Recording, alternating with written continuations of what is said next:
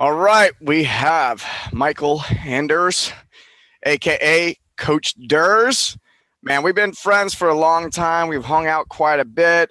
We met at Rush Club years and Yeah. years ago, and connected, and we've stayed in contact over the years. You've done, I think, one or two of my events, and we've hmm had some interesting times together. We've gone deep, super deep together. Yeah. Uh, Yeah. you're also the owner of CrossFit PHX, and you do a lot of training around leadership. hmm And also you're in the Marine Corps, and there's a lot to you. I listed off some things, so people go, oh, I should listen to this guy. Um, what else should we know about you right now? I mean, this year I celebrated 20 years in the fitness industry. I took my first apprenticeship when I was 16 years old in my local Gold's Gym, so I could bypass a gym membership. And throughout my athletic career, my military career, my journey in entrepreneurship, it's been one continuous education in not only business, but more importantly, in my opinion, the school of leadership and what that really means. And to that end, as I've explored the tenets of what it is to be successful, happy, and fulfilled, a huge component of that is being a servant leader and having a piece of your charter somewhere in there, giving back and paying it forward as best you can when those opportunities present themselves, if you're not seeking them intentionally.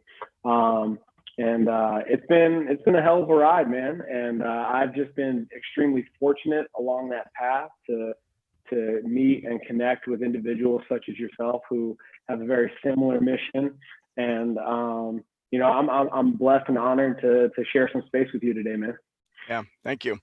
And we're going to be talking about leadership today. I think you have experienced it. I've experienced it in the last few months. So we're going to cover things. I'm going to cover COVID, Mm-hmm. how things changed for the whole world, and what that meant for leadership in that during that time, which we're still in, Mm-hmm. with the death of George Floyd and a lot of uh, civil rights type of conversations coming up. The thing is, civil rights conversation was coming up before this, Yeah. in regard to things that were happening with COVID. So there was already some stuff going on there that we can Yeah. address. And then also, as there was a huge response in the last couple of weeks around involving Black Lives Matter, Mm-hmm. and also a lot of other stuff going on. There's a lot of moving pieces, and it which caused a lot of confusion worldwide. Yeah. And I want to discuss all that in regard to how leaders deal with this, how we deal with that, and what maybe, like, I can even talk about what led to decisions to do and not do things. Mm-hmm. And then not only that, I reached out to you because I wanted you on the show. And then right afterwards, there was the CrossFit implosion with Greg Glassman. So we're going to dig into that because, being a CrossFit box owner, Yeah. there's something to be discussed there. So how let's start at the beginning. mm-hmm. Well, let's do this. What's most present for you right now, as far as, man, what is it? What's occupying your mind space right now? I think the conversation around race is top of the list, hands down. Matter of fact, um, where to start? I'll start with a story. So my father uh, uh, is was a black man. My mother's white, and my dad grew up in the movement. Martin Luther King, Malcolm X, civil rights, Black Panthers, the whole thing, right? Yeah. So he was very much an activist. He's a Vietnam veteran. For the vets to watch this show, he's a Mustang. So he enlisted to get college paid for by Uncle Sam, put himself through law school, became a judge advocate general, and then moved into private practice criminal defense after he retired. My roots are found in entrepreneurship as well as the military. So I come by that part of my storyline very honestly. And my dad passed in 2007, and I can remember when I was a kid when the Rodney King LA riots uh, started. His whole message to his four black sons was, you know, don't don't give the police an excuse to interrupt your life. And in the unfortunate circumstance that your life is interrupted, right? You need to do whatever it takes for you to make it home. And by no means was he endorsing tolerance of any kind when it comes to police brutality or anything like that. But now that I am a dad, those words really ring true from the standpoint that I've got skin in the game. If I put myself in a situation where the potential for police brutality to take place, right? Who's going to raise my kids, right? We've seen that in the Black community for a really long time, especially when, if you look at the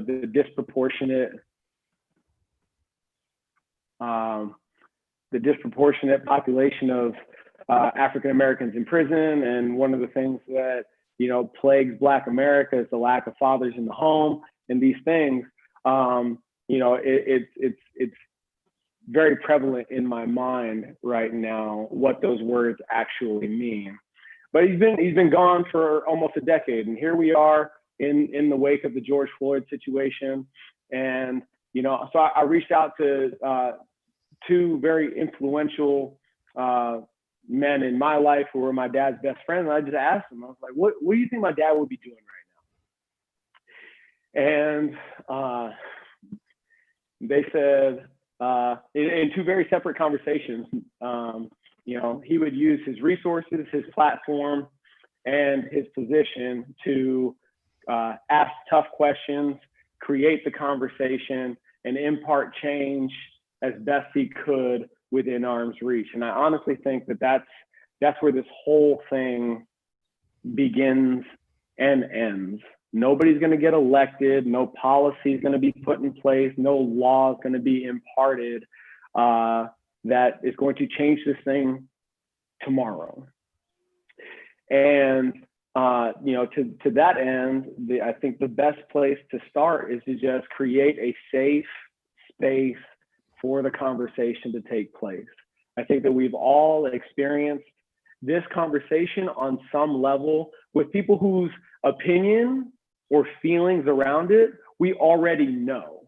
So we say the things knowing the response that we're going to get, and then it kind of just goes nowhere.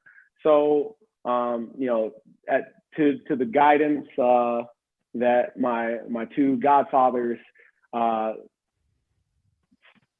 said about what my dad would be doing right now, we're opening up the gym tonight for a town hall meeting where our members can come in a safe place, in a diverse environment, and just have the conversation. I have no idea where it's going to go. I don't have any intention of solving the problem this evening. All I'm looking for is for people to walk out of here tonight with a greater understanding of who we are, where we come from, and where we're going, and also just a deeper appreciation for each other as human beings. And I feel like if we do that and build that into our charter somewhere along the way, like if this racism epidemic, whatever, unfortunately isn't going to be solved in our time. But this conversation is the foundation so that my kids don't have to worry about it. Yeah. A lot of I've been learning a lot in the last couple of weeks. This all went down, and I started interviewing people and listening and Mhm. watching, and I'm following new people on Instagram I wasn't following before, Mhm. and it can be difficult because I'm looking at it and I'm going, okay, because and especially as we get older, it's like, oh, Mhm. I know how this works. You know, I know how the world's working. Like I got my own perspective, this and that, and you know, I'm originally from the South, you know, Memphis, Tennessee, and I grew up in a very um, it was diverse Mhm. crowd growing up, and which was a really beautiful experience. But then move out to the West Coast, and it's almost like I forget. Uh, Mhm. it's like it's mostly white, and I'm just kind of going about my life, and I'm working, and I'm doing all this stuff, and then this comes up, and I go, wow, this I remember these conversations coming up amongst my black friends, and then telling me I don't understand, and so for somebody who was, you know, grew up in that environment, and then just like being told I don't understand, and then just which caused for me a lot of just going, okay, fine, and then moving on. Because I mean, if you tell somebody they don't understand, they're Mhm. going to stop listening. Like I Sure. can witness it with people in conversation. You don't understand, it's automatically like goes up. Mhm. No excuse, but that's just something I Yeah. think people could look out for when they're trying to communicate whatever is Sure. going on for them. But this has brought a whole new thing, and just watching all of this unfold, I spent like the first week going, I don't know what to fucking do. Like Mhm. I need to collect information. I felt Yeah. overwhelmed. It was Sure. I'm sitting there. I'm really fortunate that I have the ability to sit and consume information. Most people Mhm. have to work or they've got family and they got all this stuff. I don't have any, you know, like I have the ability to sit and try to grok something. Yeah. And I sat there and it was just I felt this desire to do something. I was like, oh, I got to do Mhm. something. And then, but then another part of me stepping in and go, but you don't know what to do. Uh, Mhm. and I'm really, you know, I post to social media constantly, right? Yeah. It's like, fuck, man, what do I post here that's actually going to be Mhm. helpful? Because what I was Sure. witnessing was a lot of people posting, and I'm going, it doesn't feel helpful. Like when I see that, like I'm not sure that's actually improving or Mhm. elevating the conversation. Right. And so it's just, and there's a lot of pressure. There's a lot of pressure coming in Sure. for, you know, if you're not saying something, then you're wrong. Right. And it's like, okay, what's like, you know, what's the right thing to do here? So Mhm. where I got to that is just acknowledgement. Is like just Mhm. acknowledge like, hey, this is new to me. This is I also acknowledge that this is a perspective I've never seen before, and I'm taking it Sure. in, and Black lives do matter, and You're right. I don't know what else to do beyond that, and so that's where I Yeah. was a week ago. Mhm. What was it like for you as this was unraveling, and like did you did you get Well, any pressure from the outside, or did you feel pressure from the inside on this topic? I mean, I think we all felt pressure of some sort. Where I felt the most pressure, um, that's I don't even think that's accurate. Um, where I felt called to Mm-hmm. action, I guess that's a better way to put it, Mm-hmm. is to be a resource for anybody, white or black, to have the conversation. I feel like I'm fortunate enough to have lived a very multicultural existence. Not only am I biracial, black and white, but I've spent half my life overseas and just been exposed to legitimate diversity on every level. And I feel particularly open, despite whatever biases I may have, to just at the very least be a sounding board for people to check in with themselves. What I found through quarantine is that you were everybody was very susceptible to confirmation bias, and you're able to fall in love with whatever conscious and subconscious thought patterns and belief systems you have, and with no threat of disconfirming information. So a lot of the dialogue I've had with people is based around the context of this need for understanding, and to which I immediately ask, and it's a really hard question to answer, and I understand that, but I ask it intentionally. When somebody says, "Well, I just want to understand," I feel obligated to respond with, "What is it that you think you don't know?" And that is not a judgmental question. It's a request for reflection. Like what is the blind spot? What is the awareness that you feel like you're lacking? What is the thing that you've chosen to ignore? That's also a very real possibility. Is that everybody's reality? No, but it's really opened the door to some very open and honest conversation. And I feel that it's been extremely productive in that regard. I feel like a lot of people are stuck in what to do. They think that the problem is so huge, kind of like my vote doesn't count type shit. Yep. But it does, like what I like to call the daisy chain of paying it forward and reciprocity.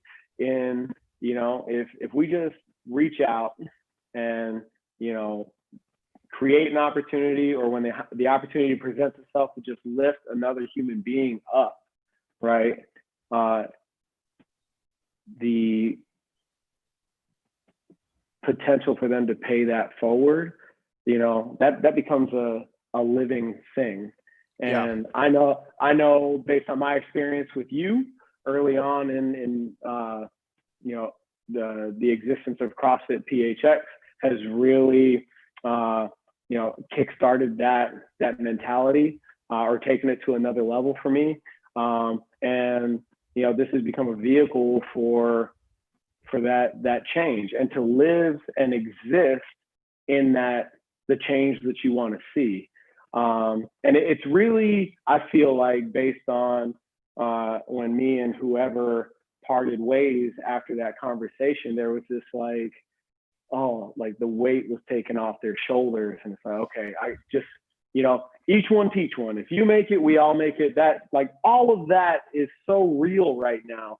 And people are now going out and really just trying to help one person, as opposed to helping everybody, which is so monumental and then like almost impossible without help, right? So, like that's where a lot of the conversation has kind of rested, once we unpacked biases and experiences and prejudices and stuff like that they may or may not have been aware of. Yeah. I like what you said at the very beginning. Like, you felt called to it, not to have, there wasn't pressure about it. It was more of you were called to it. And my experience was of like receiving some external pressure from people, like immediately getting DMs, like, what are you going to do about it? I'm like, I'm just wrapping my fucking head around it.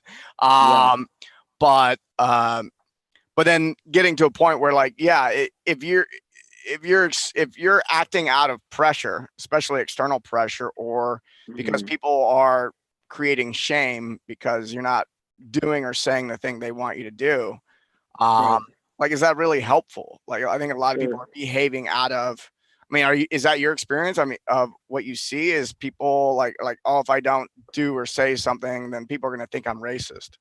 Yeah. Well, I see a lot of people, arguing for the same desired outcome. We want racism to die. Right. Yeah. Where the shit gets stirred up is in how we do it. Right. So we all agree on the same principle. We're all just, getting lost in the sauce and the method by which we accomplish it. Yeah. And, like, I think that there's merit to every argument. I really do. And I think that everybody needs to kind of just lead with their heart and their gut on this one. And then again, it's not a policy, it's not a political figure, it's us, and go do that thing and be that change. And then the rest of it just kind of snowballs. But to get lost in the how and argue about it, should we protest? Yes, we should. Should we donate? Yes, we should. Should we vote? Yes, we should. We should all do all of those things. But do the thing that feels right to you. And don't shame other people for, again, trying to accomplish this magnificent goal their way. Yeah. I just felt like there's so much of that right now, because it's not the way that I would do it. It's bullshit. You're wrong. You're doing it inappropriately. You're going about it the wrong way, and then it's that crabs in the bucket thing. I'm trying, I want to educate and elevate. Oh, no, that's not the way I would do it. Shut up. Yeah. And we start dampening each other's voices when we're all saying the same thing. Yeah. So how do you balance? So I know your story, and if people have listened to the interview we've done together, because I've interviewed you before, know your story. Like you were like pull yourself up by your bootstraps kind of guy. Like you didn't have it, like no one handed it to you, right? And so how do we have this conversation where there's a lot of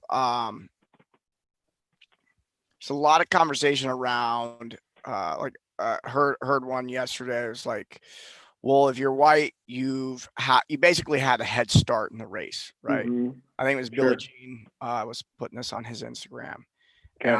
And if you're black, you basically didn't you ran the first half of the race with one leg or whatever, I think is what he said. Right. And so like there's this idea that like there needs to be something done to even the playing field in that regard. But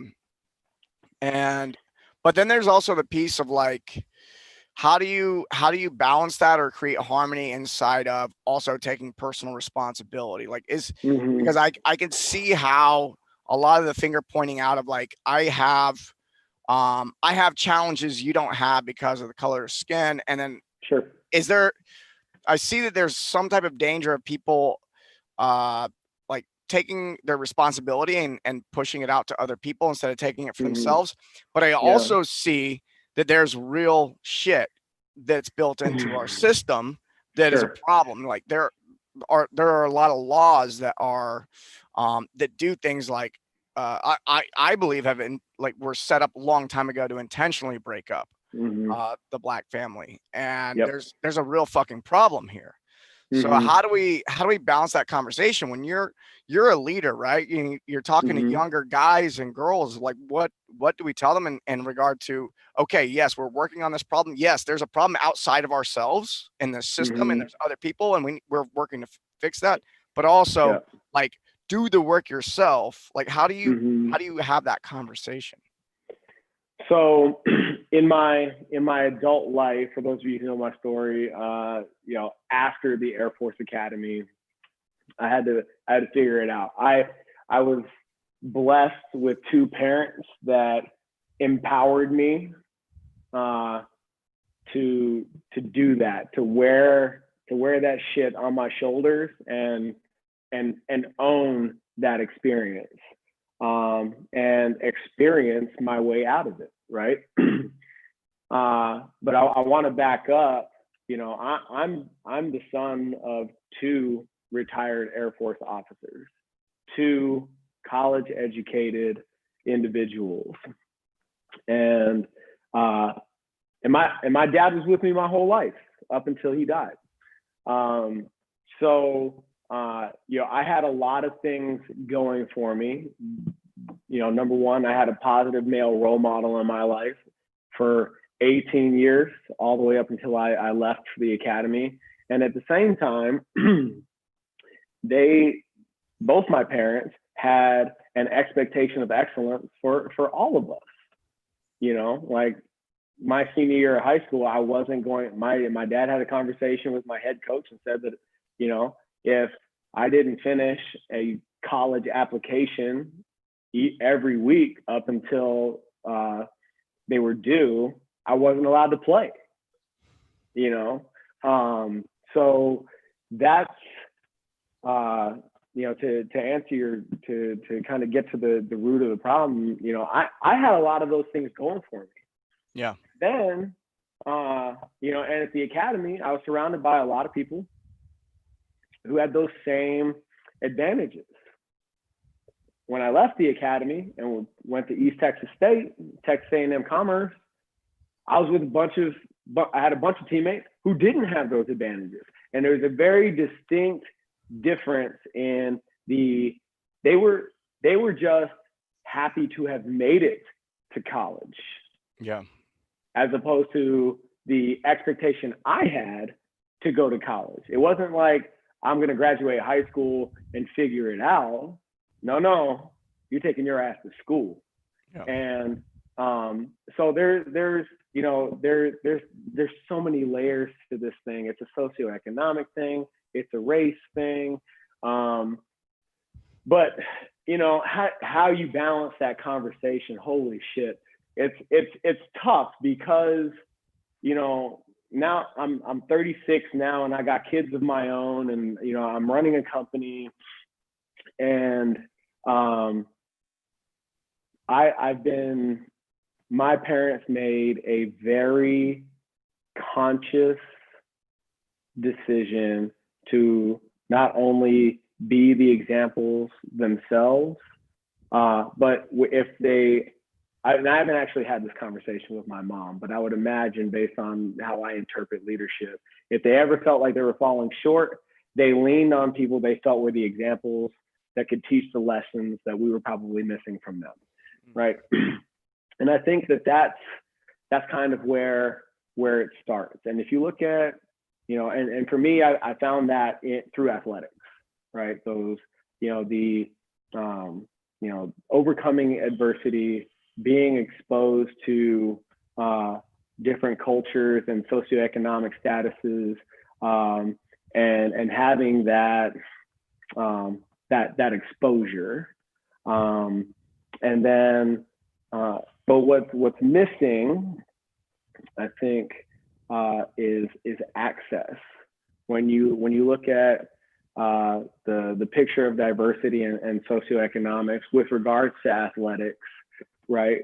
At levels lower and lower and lower, athletics is becoming privatized, right? With the exception of probably football, everything is moving towards club, and even in football, you have these high dollar 7-on-7 leagues for skill positions and stuff like that. If you don't have the money, you can't be in the game. And right. You're seeing that with the kids that I coach in softball, in soccer, in tennis, in golf. Like those are all, they're all getting recruited from these club teams. Yep. And what they're reporting back to me is college coaches aren't even showing up at high school anymore. Interesting. Right. So yeah, I remember wanting to play club baseball. I have 4 younger siblings, man. And I wanted to play, and I went to tryouts. I wanted to go to tryouts. I ended up going to tryouts, and my parents said, "Hey, you can try out, but it's a couple $100 just to try out. But we're not going to pay for that." And I was just like, it's like, oh shit, like, yeah, that's because if you want to get good, you got to get on those teams. You got to play with people who are the best. Right. Yeah. So it becomes an issue of access to mentorship, access to quality instruction, access to quality guidance. I can remember, like, this is the kind of kid I was. My dad kind of led with, don't be the obvious choice. Don't give them an excuse to interrupt your life, right? I went to a McDonald's interview at 14 years old in slacks and a fucking tie, you know? And the guy interviewing me was like, kid, if you were 4 years older, I'd offer you my job. You don't need to be here. You know, like, so Yeah. those, but I only know to be that way because of the examples and the expectations that I had. Yeah.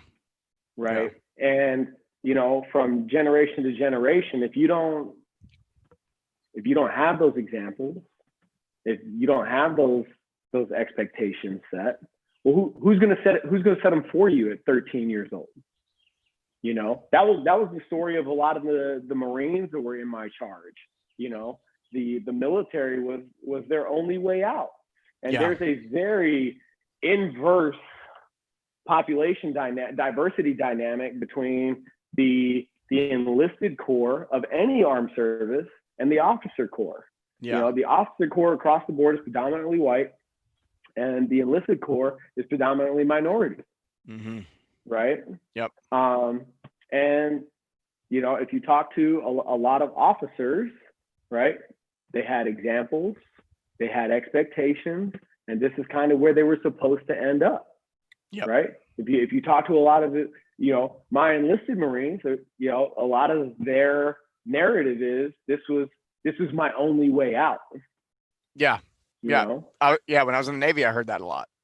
Mm-hmm. I was one of those guys that were like, I showed up enlisted because I wanted to be there and it was optional and all that. And then I remember running into people, I go, oh shit, like this was a vehicle to escape, or a vehicle to sure. try to better myself to a better life. 100%.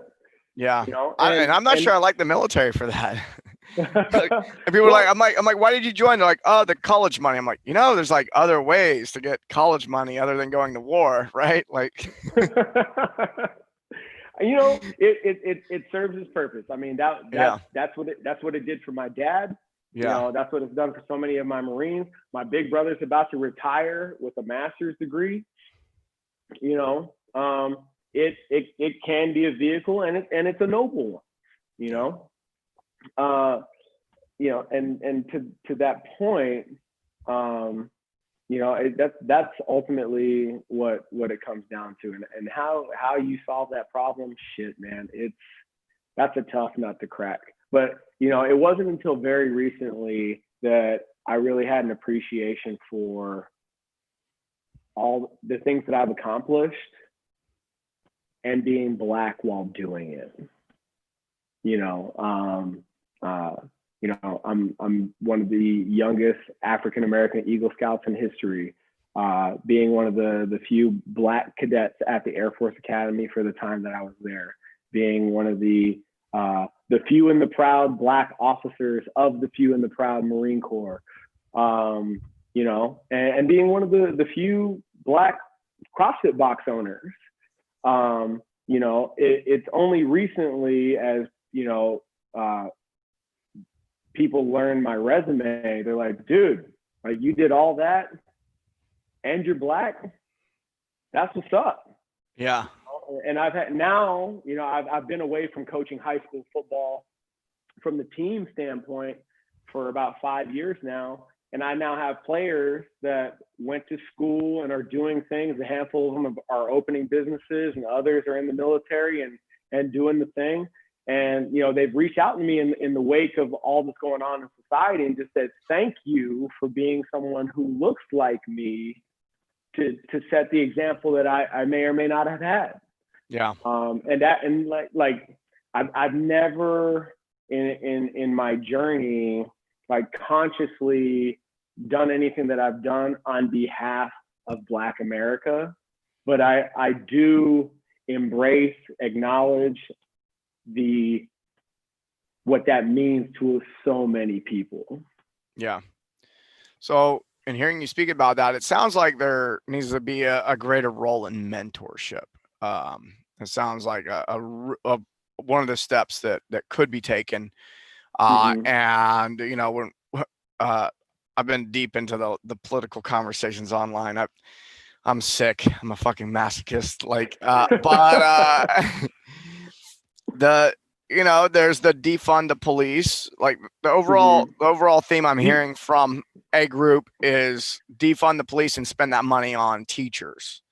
Uh, Mm-hmm. and what I'm hearing from you is like having more mentors involved. And I just Mm-hmm. been putting pieces together. I talked to my friend Paris Robinson, who is from the hood and in Yeah. Richmond, and he talks about how the police are militarized and coming through, and it's like they dress like they're going to war when they're just coming Mm-hmm. through the neighborhood in the United States. Sure. And so as I'm putting this all together and I'm thinking about it, I'm like, man, these guys that are coming in looking like they're ready to go to war, if we replace that with people who are coming in to mentor, Mm-hmm. know, what could that look like? And maybe Sure. teachers in public schools are the answer, maybe not. Like, Mm-hmm. I'm not as keen on that. I think there's some type of other option where mentorship happens. Yeah. Do you think it's important that the mentors um, be black or of color versus if say a white man wanted to come in and Mm-hmm. mentor in an environment where it's low socioeconomic Mm-hmm. status and all that kind of stuff. Is it, Yeah. what's your opinion on that? I I'd be lying if I told you. I'd be lying and it'd be naive to say that there isn't power in having somebody who looks like you know, come mentor you, right? You have that common ground of your existence. Like I know what it is to be. I I lived the black experience in America, Yeah. right? There's a lot of assumptions, preconceived notions that go with that, and just as well as I do in the work that you've done, both personally and professionally, that there are certain biases that are inherent to the human experience, Hmm. where if you were to go mentor a young black kid, there's the subconscious hurdle of rapport, in that I can't assume that we come from the same place, we've had the same experiences, Yeah. right? Now to that end, I don't think that it's a requisite that, if you're going to a predominantly minority area to mentor, that you need to be a minority yourself. No. Does it help? Sure. But ultimately, as you've experienced and I've experienced, it comes down to delivery. You know, Yeah. yeah, and your ability to manage the human dynamic and create that rapport. And it's definitely a whole lot easier in a one-on-one scenario than it is to stand on stage and try to get your message out to an auditorium of kids that may or may not be interested in Mm. what you have to say. Yeah. Yeah. What Yeah. I'm hearing when you say that is build connection, like have a real Mm-hmm. connection. So even if you Totally. look different, Mm-hmm. if you can create a real connection with somebody through Yeah. listening, Mm-hmm. then yeah, that's how you build that rapport. Is people need to be heard and feel understood. They need to at least have the experience of being heard and understood, whether they were Yeah. heard or understood. Um, I think a lot of people speak and people are listening to hear and understand, but Mm-hmm. fail to be able to make that apparent to the person that's Yes. talking, and vice versa. Mm-hmm. Sometimes people think they're being heard and understood, and the other person's totally checked out. But as you build Yeah. a relationship, it becomes obvious. Mm-hmm. First meeting. Yeah, case in point, I've got a kid that I'm mentoring right now. I coached him in high school, and he went on and played a season of JUCO, and for one reason or another, fell out of love with football. So he stops by the gym. It's been 2 years since I've had a conversation with him. He just comes by the gym because he's still in the neighborhood. He's like, "Hey, I want to have a conversation with you." So I'm like, "Yeah, sure." So we, come back in the office and we have a sit down. He's like, "I'm done playing football, and I'm gonna enlist in the Marine Corps." And my initial response was, "The fuck you are." You've got you've already got 3 semesters of college under your belt. The financial burden of college isn't in your way, and to finish your degree gives you way more options than you would have without it, right? Yep. I whether you take advantage of those options, that's completely up to you. But to have options is a fucking gift, right? Yeah. So you're gonna live here at the gym. Essentially, you're gonna help me around the gym. You're gonna work out. You're gonna keep yourself productive, and you're gonna finish school. And now he's in the process of submitting his officer package for the Army. Nice. And and that's the kind of thing that I'm talking about. Like when I got done coaching him in high school, like life goes on. He went his way and I went mine, and you have no idea how that's going to come full circle, right? But the trajectory of that kid's life is different, and I would say better because of our interaction and my ability to mentor him than it would have been otherwise, because I know that his dad isn't in his life. Yeah. Right. And that's the kind of thing that I'm talking about. In the grand scheme of society, he's one person, but who knows how many lives he's going to touch. Yeah. Right. And that I'm banking on that. Yeah. Right. Yeah. Dig it. Yeah. Let's dig into I know you want to ask about the CrossFit thing. That's what I want to ask about. Yeah, what's up with CrossFit, man? Like I watched the whole thing go down. I'm like, I'm getting text messages and I'm like, oh, I'm gonna check that link out. Oh, interesting. And then it was like a few hours later, oh, something else. Oh, a few hours later, oh, something. I was like, wow, this is incredible. Yeah. So what's your take on it? Well, I mean, first and foremost, man, I thought the letter that I think her name's Alyssa wrote, the kind of like the first domino that I saw anyway. Yep. I thought it was really well written. I don't think that it was off base at all.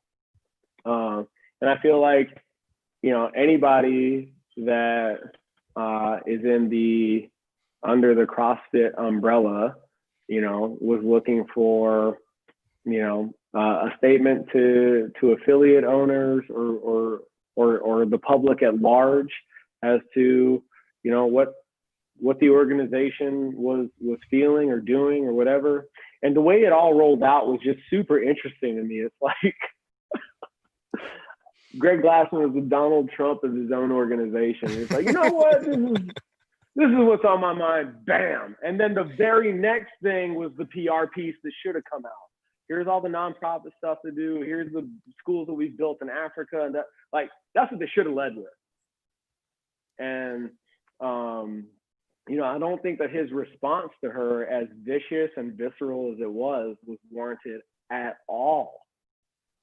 And I think that, as low as I sit on the economic totem pole that is entrepreneurship, even I don't have the luxury to say all my thoughts, because the public perception, even my members' perception, is that what I say is what the community represents.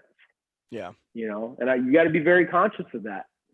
And well, it seems like it was a knee-jerk reaction by him, which totally, is 100%, which is in direct alignment with previous behavior. It's not like, oh, there's a new Greg Glassman. It's like, nah, he responds pretty aggressively, and sometimes I'm wondering if the drinking was involved before tweeting or whatever. But you gotta it's interesting. But it does seem like it was. If you pull out a pen and paper and journal and sleep on something before you put it out, good fucking idea. And I don't think he's doing that. Well, it was like, the practice of, somebody sends you an email that pisses you off, type Yeah. type the email that you want to send, delete that shit, and then send the other one, Right. right? Yeah. Well, and then to follow up with the Floyd 19 comment to whatever health organization that was, that I think they said racism is a pandemic, and then he sent that fucking tweet, and like that was like the cascade. Yeah. And what That I that saw, that was the thing that was the cherry yeah. on top. That just Mm-hmm. yeah. Yeah. And then the fallout from the community, I thought was really interesting because by virtue of sitting in this seat as a box owner, you are inherently a leader of a community. And I just witnessed a lot of cut and paste responses. We don't agree with what he said. It doesn't represent us as a box and a community, and da da da da da. And then the thing that I saw a lot, not everywhere, but a lot, that really bothered me, because I'm congruent with all of that, right? Our future is uncertain. Like, as a leader, as somebody who has chosen to sit in this seat, you don't get the luxury of uncertainty. Your people, your members, your community, your athletes, your coaches, your staff, you're the rock. You're supposed, whether it's true behind the scenes or not, your outward expression needs to be one of certainty. This is the decision that we're making, and we're moving forward with that thing.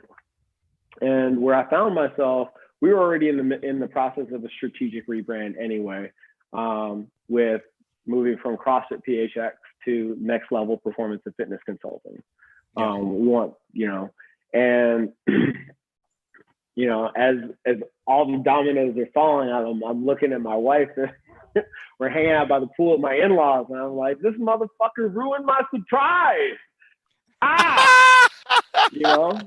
And it was just crazy to me, So we pulled the trigger. We announced the rebrand. Well, you're really fortunate because a lot of boxes are pulling away, and they're like, "Oh, we're just gonna rebrand." I was talking to my friend Marcus Gursey the other day. Yeah. And he was like, "Yeah, I've been advising people on rebrand, but you don't just pull one thing off the building and put another one up. It doesn't work that way." Like, and you said the word strategic rebrand, and most people just think it means changing the name. It's like, oh, if that's what you think a rebrand is, good luck. Good luck. And it's not at all. So the that's where I felt like there was a perceivably failure of leadership in the words that were chosen, in the explanation whether to stay with CrossFit or not, using those words. It's extremely impactful, and I don't think people realize the power of those words coming from them as leaders of business and community. And as I've had conversations with you, with Aaron Hind, with Logan Gilbrick over at Deuce, Marcus Gursey. Yep. Like, the expectation of a leader is to lead. And we as individuals and a collective need to do that. Yeah. Well, and if you don't, I mean, these are the times, right? So like, I saw a post recently. It was like, we are experiencing the fall of the influencer, those people who really don't have shit to say, no substance. They really don't know where they stand on anything. And most of what they're posting online is getting a lot of attraction because, well, the majority of our culture has been very, things have been good, and it's easy to be surface level when fucking, everyone's getting paid well, everything's going good, and, all the problems are being swept under the rug and all that. And we're having a good time. And then And then this all hits, COVID hits and Mm-hmm. people freak out. And I realized real quickly, it's like people just want to be told what to do. Oh, Yeah. that's when the leaders come in. The leaders when everything is good is one thing, but like Yeah. leadership got like I was excited about it, but I was like, oh, now's the actual time when a leader is needed. Being a Yeah. leader a year ago, that was just like, all right, I'm trying to get people to follow me. I got some good ideas. Mm-hmm. I think their life will get better, if they do these things. Now it's like Mm-hmm. people are fucking freaking out, man. And they're looking for somebody. Somebody's got to tell them, like, Mm-hmm. this is where we're going. Uh, Yeah. so if you're not, if it's one of those things, like, it's okay to not say shit right now and not lead, but don't expect for people to keep following you after the dust settles, Yeah. I because I mean, think there's a big differentiator here. well, and I think that more importantly, and to your point, I think that like in reaction to Greg Glassman, we'll just stay here. The response, less is more, totally applies. Like to if I have to swipe left to see everything that you wrote, like it's too fucking much. Yeah. Like what do you everybody should know your principles. Everybody should know your core values, right? And understand if you've done it right, and correct me if I'm wrong, if you've done it right, they understand why you decided to do what you did. Yeah. Yeah. Right? Because Agreed. they understand The why. your why, your Yeah. bigger The picture. why. The why is the whole thing. I Mm-hmm. mean, that's what people want to follow. We want to follow Yeah. the why, the intention. Mm-hmm. What's the bigger? There's so many whys. There's like, Yeah. what's the difference we're trying to make in the world? Okay, we're Yeah. running it through that filter. What does Mm-hmm. the company look like, or what does the organization look like in 5 years or 10 Right. years? What do these things look Mm-hmm. like? That's why we're making decisions like we're making them. Or Right. what is it that we want our customers to experience, or how do we want our customers' lives to improve because of what we're doing? Yeah, these are Right. all things that, like, and the values. I mean, the vision is, in my opinion, vision is verbalized Mm-hmm. and values are demonstrated.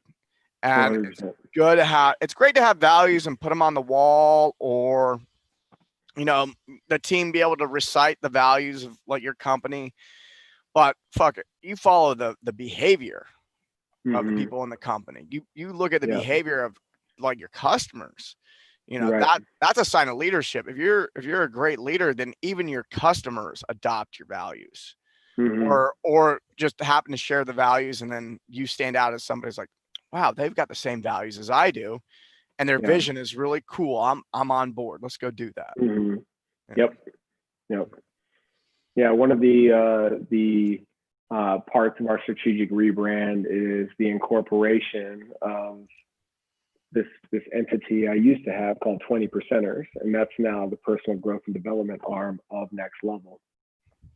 And in our leaders forum, we get together twice a month, and we solve problems for each other at an individual, tactical, and strategic level, and figure out where that impact is going to land. And as we're having this discussion, that was my challenge to those leaders is lead, be the exemplification of whatever your core values are. And by virtue of being in this room, having this discussion right here, right now, we share some commonality somewhere in that. And when we reconvene next month or throughout the next 30 days, I want to hear about what you've done to be the example of the change that we're all discussing right now. Yeah. Love it. But like you said, man, this is the time for leaders to step up and fucking lead. This is like, it sucks. It's hard. It's challenging for everybody on a lot of levels, but you got to lean into that, and simply just be decisive. And I think that's a lot of what I I see missing. You know, what, right or wrong, who gives a shit? That's kind of opinion at this point. Yeah. But you know, like decisiveness is huge. Yeah. Yeah. The one thing I've witnessed with I actually went out of my way, like when COVID-19 hit, I go, okay, Mm-hmm. box owners need a lot of help right now Yeah. because a lot of gym owners definitely were going through some suffering. And I Yep. had I had gym owners that I work with that actually grew their membership even though they couldn't open their gym. Mm-hmm. It's like and for some of them it was really easy and some of them it was very difficult. Yeah. And what I noticed for those who were even able to improve their business when they couldn't even open their physical gym, but they were getting them Mm-hmm. online, Yeah. is they were already tuned into building relationships with their clients. They Mm-hmm. they had leadership. Yeah. Really, they had leadership and they had relationships, and those who were not practicing leadership very well Yeah. suffered a lot. And so, um, what do you obviously? I mean, some gyms started selling their equipment a week after COVID hit, and I was like, "This is Mm-hmm. my opportunity to get out." So we have Sure. a reduction in the total gyms are going to be open. 24-hour fitness went bankrupt, I think. I don't know if they'll Uh, or that there I was think, rumor of it. yeah, they're sorting it out. Oh, I there's don't know if that's, I don't know if that's been declared just yet. by the way, you can bankrupt a bit. I mean, whether they did or not, you can Yeah. bankrupt Yeah. the Yeah. business and still operate. Right. Uh, Gold's Gym shut down Mm-hmm. those I did franchises. see that. Yep. So like this isn't just a CrossFit problem. This isn't just No. like Mm-hmm. CrossFit boxes are shutting down. Now, Yeah. CrossFit boxes more CrossFit gym owners tend to live month to month than Mm-hmm. probably 24 or Golds. Maybe Yeah. could be wrong, but it is a smaller business. They're doing less revenue. Sure. Uh, What? so like, what? Where do you stand in all this? And are people are jumping ship? Do you think? Like, what do you Mm-hmm. think is going to happen as we shake out of this? I think CrossFit's going to be just fine. You know, I think, you know, where CrossFit is, I don't know at what level, but you'd know better than I would on the business end. But at some point, your name can become so universal that like it becomes common language, right? Yep. Band-Aid, Kleenex, Xerox, Yep. right? That, I feel like CrossFit's kind of getting there in terms of the style of training. So, you know, if people jump ship and abandon the CrossFit brand, they're still going to CrossFit, Yeah. right? So I think Right. CrossFit is going to be just fine. A rose by any other name, right? And you know, I'm just thankful for all of my members that are tuned in right now. You know, because I've done a really shitty job as a leader in expressing my just outward gratitude to their willingness to just stay with us through quarantine and beyond. And I'm so thankful for the foundation that we've built as a community, because that was the lifeblood while we were closed. You know, we did the things. We went online and started doing the quarantine Zoom workouts and checking equipment and doing all the stuff, right? Checking all the boxes. But what it comes down to is the community's willingness to stay on board with us through all of this. You know, now in my personal opinion, if we had gone one more month, I would have had to make some very strategic decisions. You know, but like that to me was a very telling sign of what a good job we've done in building a community, a brand, and really a family. Like I had people throughout quarantine reaching out to me, what kind of help do you need? Is there anything that I can do? They were expressing appreciation to me for, you know, the efforts that we had gone through to keep this thing alive and going. And you know, I want to take a quick minute to express to them how much I appreciate all of that, because it ultimately, it doesn't matter what the fuck I do. If they're not on board, if they're not bought in, there is no next level. There is no CrossFit PHX. None of that exists without the tribe. So, it's the relationships that we've built, that my coaches have built with our community, that our community has built amongst each other. That's why, the conversation that's going to take place tonight at our town hall meeting, is going to be so special, because it is indeed a safe place where these people who have bought into our core values and everything that we represent as an institution can have that open dialogue and make some progress, make some headway in a positive direction. Yeah. Beautiful. You're setting the example of good leadership. Appreciate that. I appreciate you, man. What else? Anything else you want to leave people with before we roll?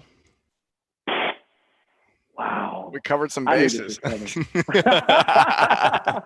No, man, I honestly think that, I commend you for using your platform to open this conversation, because it doesn't have to be one that's argumentative. It doesn't have to be one that is toxic by any means, my way or the highway, one-sided. And at the same time, I think that you do a really good job of acknowledging all sides of the scenario. And I think that that's what we need more of, as opposed to being on one side of the fence or the other and creating a platform that subscribes to confirmation bias, right? So I just appreciate the opportunity to have the conversation with you. And, hopefully your audience and your listeners get something out of it. And, I've provided some perspective or a higher level of awareness as a result. Oh, yeah. Well, I learned some stuff here. Thank you. Thank you for teaching me. Thank you for teaching us. Where can people find more of you? You've done some cool stuff. You've got a book. You've done all sorts of things that I think people would be interested in, even if they're not in Phoenix. Sure. You can find my book, Inner Circle, Focus and Fulfillment Habits of the Enlightened, on Amazon. You can find me by author. It's probably the easiest way to find me. Find the book, Mycal, Anders, Anders. And then you can follow me at Coach Durs, and you can follow my tribe at nextlevel_PHX. Excellent. Thanks for joining us today. Love you, brother. I appreciate you, brother. Love you too, man.